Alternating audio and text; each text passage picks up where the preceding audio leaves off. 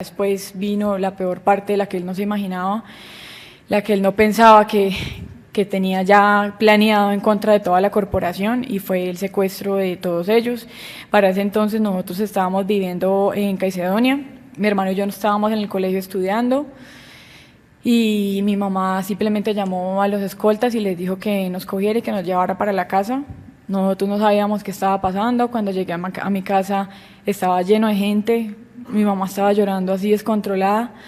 Inicialmente era la teoría de que pues había una bomba en la asamblea, pero pues que ya los diputados los estaban evacuando, entonces pues todo parecía estar un poco más tranquilo, pero pues ya tristemente al paso de las horas, por medio de los medios de comunicación nos dimos que realmente no era ninguna bomba, que simplemente era una excusa para sacar a los diputados de ahí y que los habían secuestrado. En los medios de comunicación empezaron a publicar la lista con los nombres de las personas que iban en la buseta que la FARC destinó para esto, y pues ahí estaba el nombre de mi papá. Ahí yo creo que empezó un antes y un después en la vida de todos. Fue un antes y un después desde todos los aspectos, desde la mamá de mi papá, desde mi madre como su esposa, desde mi hermano y yo como sus hijos, desde el pueblo, desde la comunidad como tal. La comunidad perdió a uno de los líderes que más han querido en el norte del valle, Caicedonia Valle. Mi papá viene de una descendencia pues de político, mi abuelo fue senador de la República, y mi papá tomó las banderas para continuar con su legado, con el directorio conservador naciancenista, tristemente sin saber que iba a tener este desenlace, pero realmente él lo hacía porque lo llevaba en la sangre. Era de esos políticos que hoy en día es difícil de encontrar, que realmente tenía un don de servicio impresionante, y que hoy en día el pueblo y la comunidad y sobre todo los caicedonitas siguen llorando al líder que perdieron. Hay bustos de él por todos lados, hay placas de él por todos lados, porque construyó barrios enteros. Fue realmente una gran pérdida para el municipio. Para mi mamá fue un cambio total de vida, porque mi mamá era una ama de casa, acostumbrada pues simplemente a llevar el cuidado de sus hijos. Mi papá era el que se encargaba de todo en la casa, el que trabajaba. Después de esto ya mi mamá queda sola con mi hermano y conmigo, con toda la obligación de la casa, financiera, económica, con la obligación de sacarnos a nosotros adelante.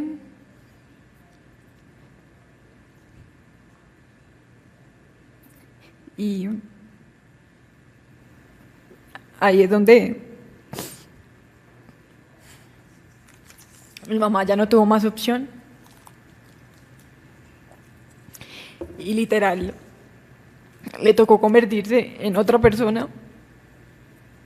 Para mí ella es una heroína, porque nos sacó adelante a mi hermano y a mí, me hizo profesional a mí, hizo profesional a mi hermano, con 1000 dificultades encima.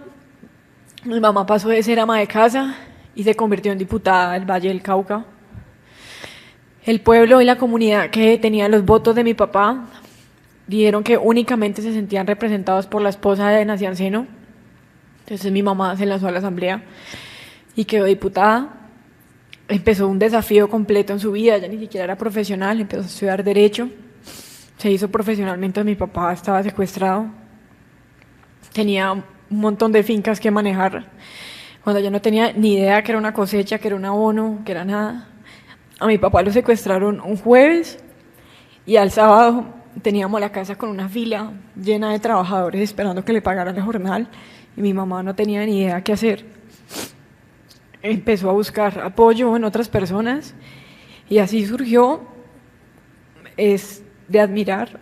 Fue diputada del Valle, después fue vicecónsul en Valencia, Venezuela, y así agradezco porque pudo tener su propio sueldo por primera vez y continuar sacándonos a nosotros adelante, pero eso significó también para nosotros la pérdida de mi mamá también. O sea, ya no, únicamente no habíamos perdido a mi papá, sino también a mi mamá, porque pues, ¿quién más iba a salir a trabajar para traer los recursos a la casa? Entonces mi hermano y yo nos quedamos solos. Yo tenía 8 años, mi hermano tenía 13 años cuando todo pasó.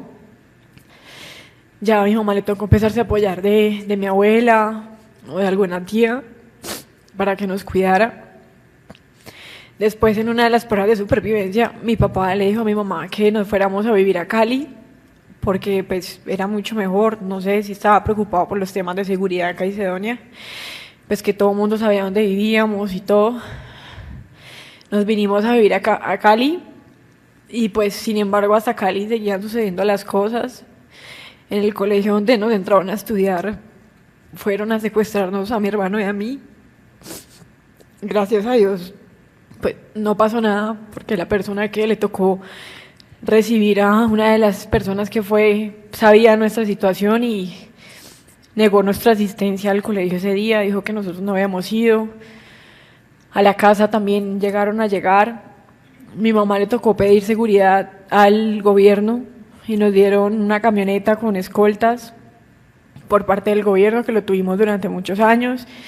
Mi mamá no vivía tranquila, pues porque ella estaba todo el tiempo por fuera y mi hermano y yo estábamos solos. Bueno, así fuimos pasando todo el secuestro.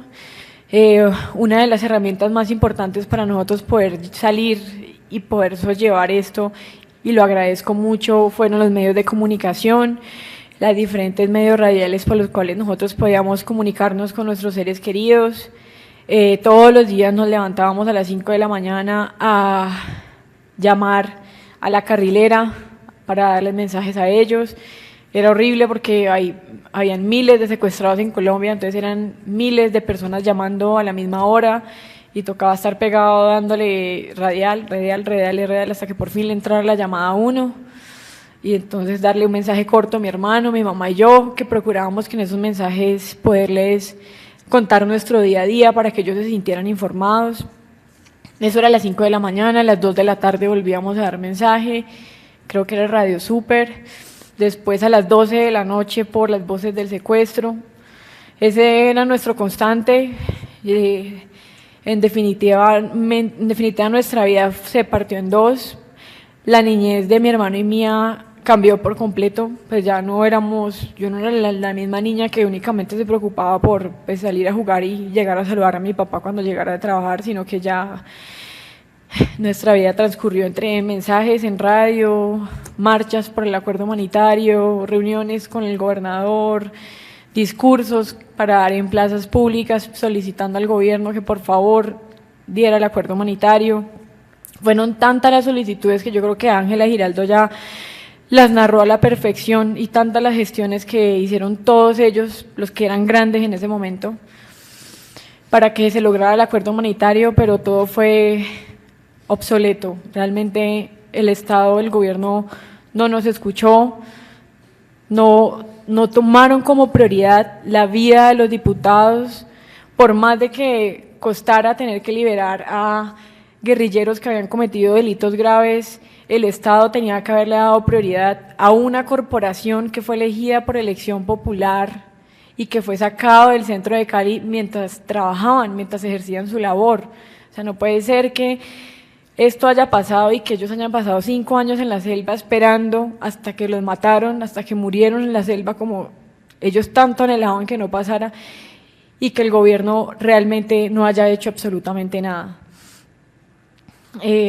Mi padre era el diputado ambientalista de la Asamblea, siempre sacó adelante iniciativas por el medio ambiente. Mientras mi padre fue diputado se suspendieron las quemas de caña en el Valle del Cauca, que es uno de los mayores impactos al medio ambiente en nuestro departamento.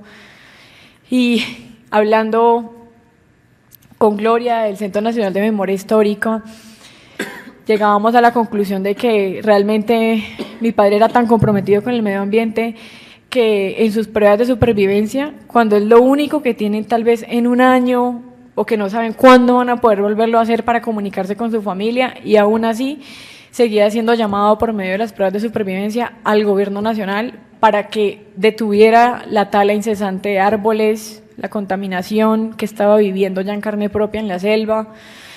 Sacaba de su tiempo en un minuto tan valioso como son las pruebas de supervivencia para hablar de eso, para saludar a la gente que amaba, para darnos las gracias por los mensajes y para respondernos todo lo que le llevábamos diciendo durante un año o durante meses, para felicitarnos por la primera comunión, por el grado del colegio, por los 15 años, por todas esas fechas en las cuales él no pudo estar y se notaban sus pruebas de supervivencia que realmente le afectaba mucho el estar ausente de esos momentos tan importantes.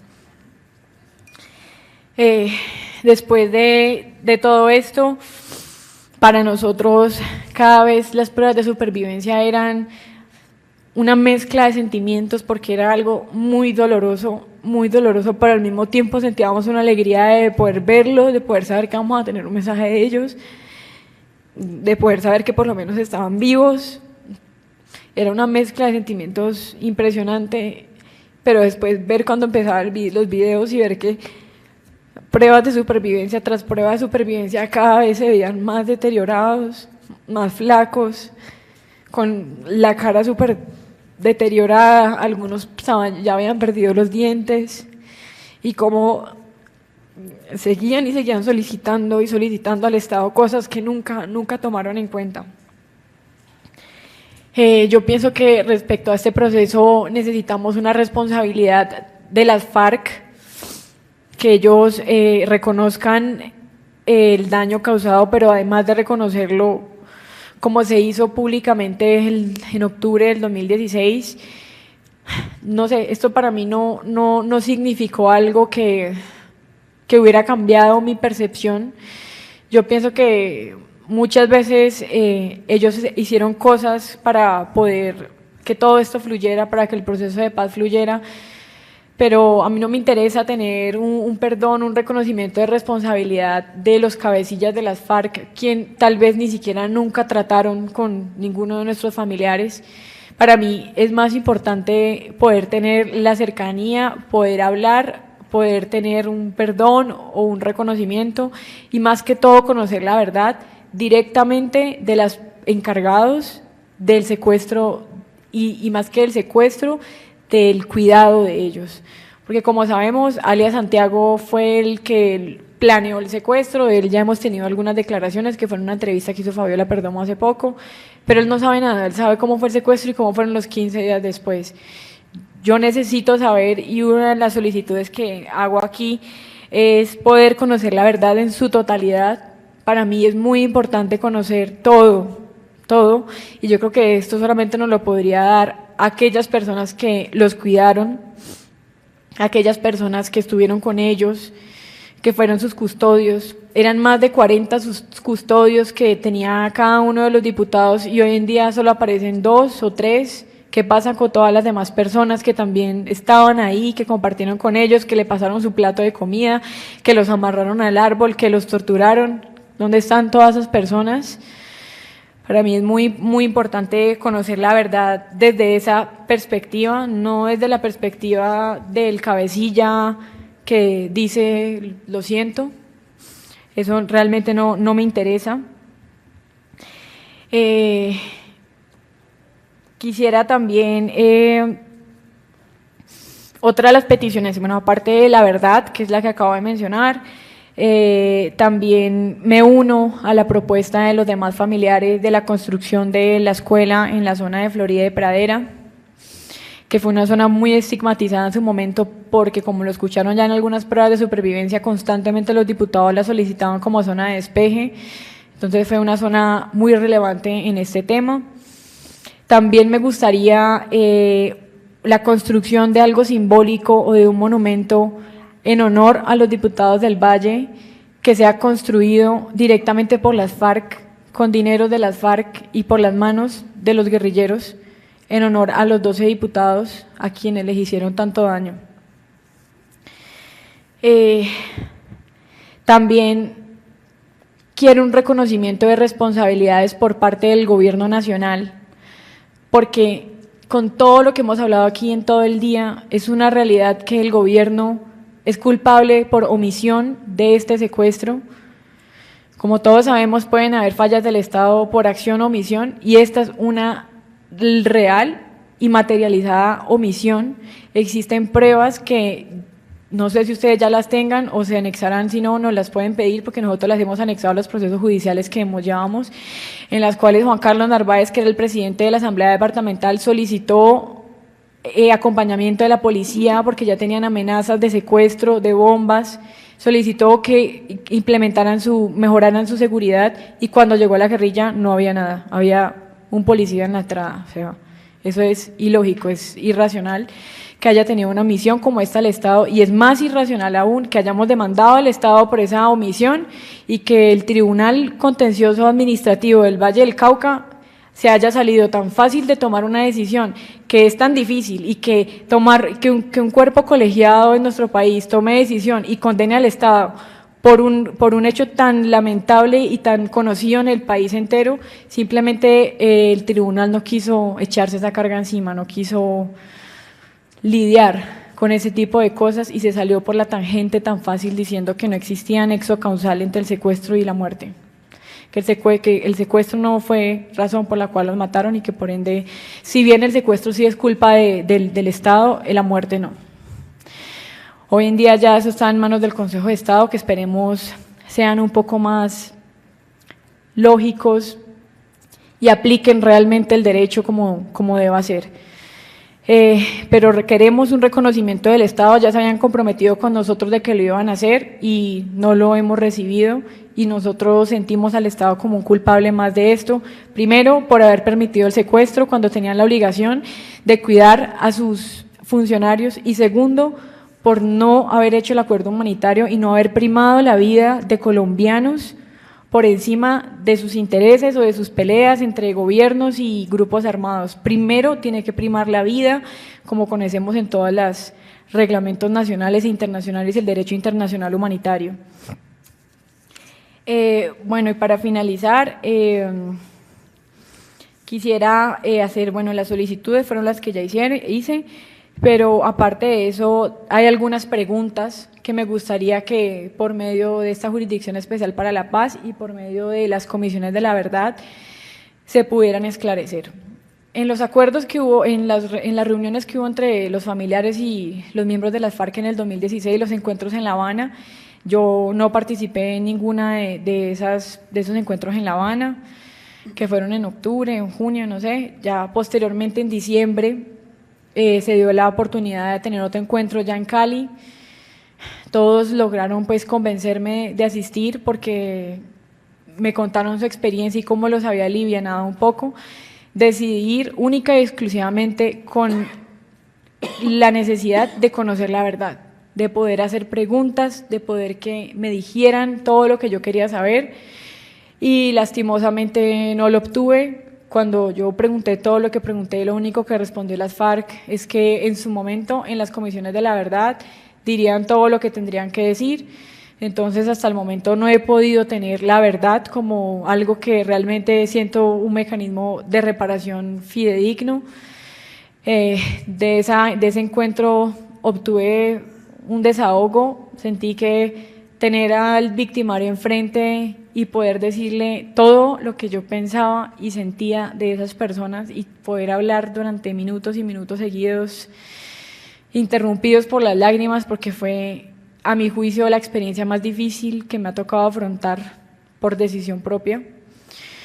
Fue ese desahogo lo que obtuve de ahí, pero de resto nada más. Quisiera conocer la verdad de varias preguntas que los invito en el libro que entregaron esta mañana, que se llama El caso de la Asamblea del Valle, hecho por el Centro Nacional de Memoria Histórica, que ha hecho una excelente labor con nosotros. Los invito a que revisen la página 702, en la cual se trata los desafíos de la verdad, y en esa página tenemos varias preguntas acerca del secuestro y la muerte. Las reúnen todas las preguntas de los familiares, como cómo se planeó el secuestro, por qué se hizo, alguien ayudó al interior de la asamblea, qué pasó, quién los tenía, quiénes los cuidaban, qué vivieron, dónde dormían, cómo los trataban, cómo los castigaban, cómo era la convivencia. Después, frente al secuestro, queremos saber por qué los mataron, quién dio la orden, qué pasó con las pertenencias que ellos tenían, ¿Por qué no los protegieron? ¿Por qué no se realizó el acuerdo humanitario? ¿Por qué si era su joya tan preciada decidieron matarlos de esa manera? Si realmente la tesis que las FARC ha planteado siempre es verdad o no. Surgen otras teorías como la que hablaba Diego Barragán ahorita, que nos hace pensar muchas cosas, que nos genera muchas dudas. También me causa mucha curiosidad y quisiera también indagar cuando ustedes estén con los miembros de las FARC, le hagan por favor la siguiente pregunta. Constantemente, según el libro que leí de Sigifredo, a ellos los mantenían separados, en grupos separados, pues obviamente por si había un secuestro, una liberación, un rescate, no los rescataron a todos. Inclusive Sigifredo cuenta en aparte de su libro, cómo estaban juntos, en un grupo era Charry, Sigifredo y mi papá, y cómo entre los tres planearon volarse, y lograron volarse, y lograron avanzar muchísimo, lograron perderse de los miembros de las FARC, pero lastimosamente llegaron hasta un abismo y no pudieron avanzar más. Y ahí los volvieron a capturar y fue para ellos la peor decisión que pudieron tomar porque los tuvieron amarrados a un árbol bajo el sol y el agua durante meses, no les daban comida, los castigaban, los torturaban. Entonces, ese tipo de narraciones se cuentan en ese libro y sabemos cómo están solos, pero yo no entiendo, si siempre estuvieron solos para que no los rescataran a todos, ¿por qué el día de la muerte estaban todos juntos? El día de la muerte sí estaban los 12 diputados juntos y pudieron matarlos a todos, excepto a Sigifredo, que estaba castigado. Quisiera que transmitieran esa pregunta a los guerrilleros. También quisiera saber específicamente quiénes eran los que los cuidaban y saber los testimonios específicos de esas personas y aclarar todas las hipótesis de la muerte.